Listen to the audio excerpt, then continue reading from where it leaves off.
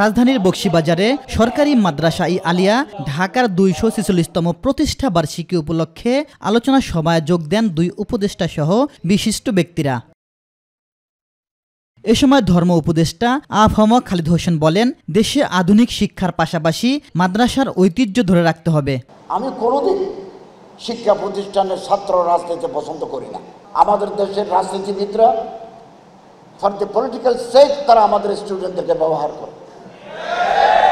ঢাকা বিশ্ববিদ্যালয়ের এক স্টুডেন্ট মারা গেল, অভিভাবক বলছে 2 বছর আগে একটা তাজা প্রাণ ঢাকা বিশ্ববিদ্যালয়ে শিক্ষা গ্রহণের জন্য দিয়ে গেলাম, আজকে কফিনে করে তার লাশ নিয়ে যাচ্ছি।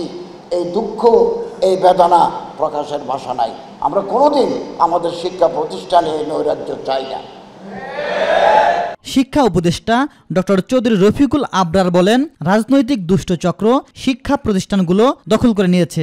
শাপলা চত্বরে যে হত্যাযজ্ঞ হয়েছিল, সরকার সেটাকে ধামাচাপা দেওয়ার চেষ্টা করেছিল এবং সমাজে প্রতিষ্ঠিত যারা বুদ্ধিজীবী যারা মনে করেন যে তাদের একটা বড় রকমের ভূমিকা আছে, তারা কিন্তু একটা বিরাট অংশ, প্রায় সকলেই সেখানে নীরব সেখানে ছিলেন।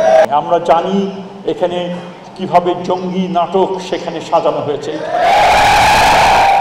এর দায় দায়িত্ব এবং এর বিচার অবশ্যই সরকার বদ্ধপরিকর সেগুলো করার জন্য।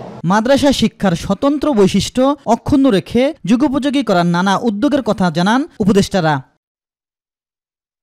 ইলিয়াস মাদবর, মাই টিভি, ঢাকা।